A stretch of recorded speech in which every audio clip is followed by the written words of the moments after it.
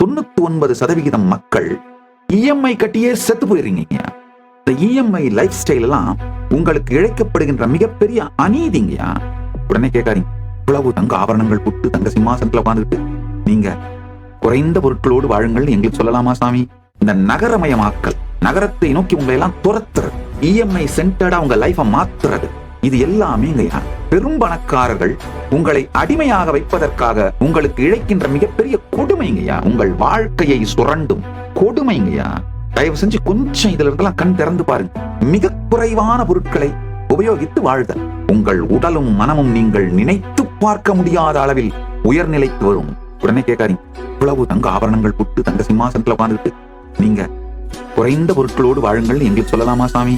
ஆழ்ந்து கேளுங்கள். நான் தேடி அடைந்தது ஞான அனுபூதியே. கைலாயத்தின் தலைவன் என்கின்ற பதவி தானாய் பின்தொடர்ந்து வருகின்றது.